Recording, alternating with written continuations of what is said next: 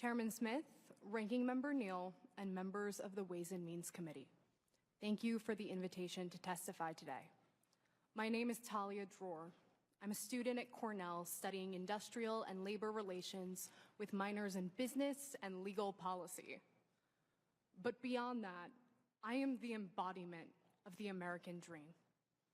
I'm the child of an immigrant who fled Iran after facing religious persecution, dreaming of an America where she could openly raise a Jewish family. I grew up hearing the cautionary tales of blatant anti-Semitism, how my grandfather was stabbed for being a Jew, how my mother was called a dirty Jew on a daily basis, how my family had to pretend they weren't Jewish. But I never thought the horrific anti-Semitism they faced would follow us to the country we fled to for refuge. 39 days ago, as I witnessed the mass rape, mutilation, and massacre committed by Hamas, my reality as a college student in the United States radically transformed. Students, professors, and administrators at Cornell celebrated the massacre of innocent civilians. Just 5 days after the heinous terror attacks, the Student Assembly introduced a resolution calling Hamas, quote, an armed resistance and placing full blame for the October 7th attacks on Israel. At the hearing, I spoke about the fact that the very terrorists endorsed by that resolution called for a global day of rage the next day.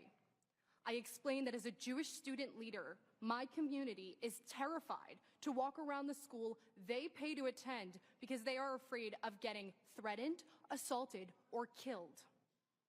Students at rallies chant genocidal phrases like "from the river to the sea, Palestine will be free." This is a chant that calls for the elimination of the state of Israel and all 7 million Jews inside of it. This is a chant that calls for a second Holocaust. Students scream Intifada revolution, calling for deadly terror attacks on civilians. A Cornell professor announced that he was exhilarated and energized by the Hamas attacks, by the murder of my family and friends. On October 25th, Cornell students woke up to a campus vandalized with graffiti that said Zionism equals genocide and new Intifada. That day, students walking into their classes stepped over calls for terror attacks and accusations of being genocidal for supporting the existence of the state of Israel. Cornell's administration has made firm statements on everything from Supreme Court cases to the war in Ukraine to Black Lives Matter. But in the wake of the deadliest day in Jewish history since the Holocaust, administrators have excused endorsements of terrorism under the guise of free speech. In their initial statement, they compared, quote, the loss of life in the Middle East to deaths caused by natural disasters. They allowed tensions to fester on campus, professors to use captive audiences to preach terrorist sympathies, and the targeting of Jewish students on their campus. They paved the perfect path for radicalized individuals to shift calls for the murder of Jews in Israel to calls for the extermination of Jews on campus. On the morning of October 29th, the provost, in an address to concerned Jewish parents, explained that while he understands concerns for their children's physical safety, that they shouldn't be worried. Not 7 hours later, Jewish students on campus received threats that said, quote, if I see another Jew on campus, I will stab you and slit your throat. If I see another pig female Jew, I will drag you away, rape you, and throw you off a cliff. Jews are human animal and deserve pig's death. Liberation by any means, from the river to the sea, Palestine will be free.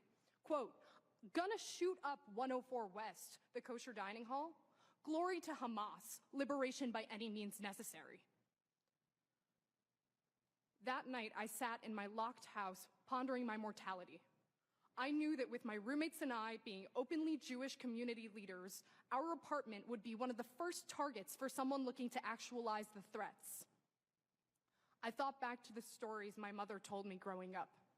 How as a young child, I found so much comfort in having the privilege of being protected by a country built on the foundation of equal opportunity and individual liberty. 2 days later, I got news that the threats were made by a fellow student. This wasn't far away. It was at the same school I worked my whole life to get into. The school I invested my family's hard-earned life savings to attend. The school that promised me they would uphold a community of belonging. Universities have failed to uphold their self-proclaimed values of equity and belonging when it comes to Jewish students. The hypocrisy is glaring. In light of horrific anti-Semitism, Jewish students on campus have been courageous and resilient, but we shouldn't need to be. American Jewish students on campus deserve better. Thank you for the opportunity to testify.